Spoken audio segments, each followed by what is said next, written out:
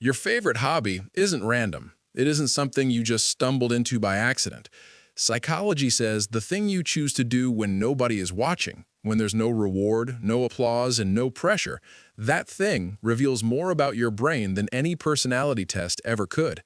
And what it reveals might genuinely surprise you. Most people think hobbies are just ways to pass time, but neuroscientists and psychologists have discovered something far more fascinating. Your hobby is essentially your brain's confession.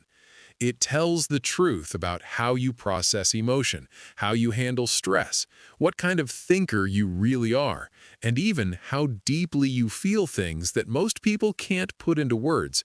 So, whatever you love doing in your quiet moments, pay attention, because your brain has been trying to tell you something important. Let's start with the people who are drawn to creative hobbies: drawing, writing, painting, music, poetry. If you feel pulled toward creation, your brain operates with unusually high activity in the default mode network, the part responsible for imagination, self-reflection, and emotional processing. You don't just experience the world, you absorb it. You carry feelings longer than others do. You notice beauty in places most people walk right past. That's not sensitivity as a weakness. That's a brain wired for depth. And depth, psychologically speaking, is rare. Now here's where it gets interesting.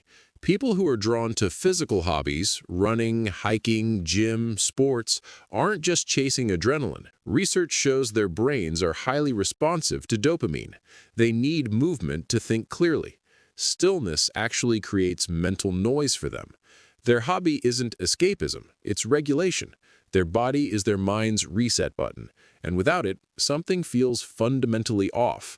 Not because they're restless, but because their brain is literally wired to process emotion through motion. But what about the people who love solitary, quiet hobbies? Reading, puzzles, gardening, fishing, cooking alone. Psychology has a very specific profile for this group. These individuals tend to score high in what researchers call need for cognition, a genuine love of thinking for its own sake. Their brains don't crave external stimulation, they generate it from within. And here's the part that hits differently. These people are often the most emotionally complex in any room. Not the loudest, not the most social, but the most internally rich. The ones whose inner world is so full that the outer world often feels like too much. Then there are people who collect things: records, books, sneakers, vintage items, memorabilia. This isn't materialism. Psychologists have found that collectors are driven by a deep need for identity continuity, a desire to hold on to meaning across time. Every item in a collection is a chapter in a story only they can fully read. Their brain is not hoarding, it's curating. It's building a physical map of who they are and who they've been. Lose the collection, and you don't just lose the objects, you lose the narrative. And what about people who are obsessed with gaming, strategy, or problem-solving hobbies? Their brains light up in the prefrontal cortex the same way chess grandmasters' brains do mid-match.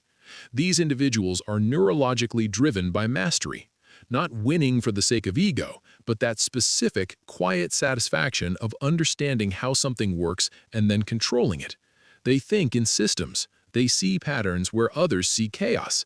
And socially, they are often underestimated, right up until the moment they aren't. Here's the deeper truth that ties all of this together. Your hobby is the one space where your brain gets to be completely honest. Every other area of life involves performance, adjustment, compromise, but in that quiet hour when you're doing the thing you love, your brain drops the mask. It shows you exactly what it needs, exactly how it heals, exactly what makes it feel alive. So the next time someone dismisses your hobby as a waste of time, understand this: your brain chose that hobby for a reason. It chose the exact environment, pace, and stimulation that makes you function at your highest level. That's not a quirk, that's neuroscience. And if you've ever felt like your hobby sets you apart, like it makes you a little difficult to explain to other people, that's not a flaw. That's the signature of a brain that knows itself. And a brain that knows itself is one of the rarest and most powerful things a human being can have. Don't fight what your brain loves. Follow it. because it's been trying to show you who you really are all along.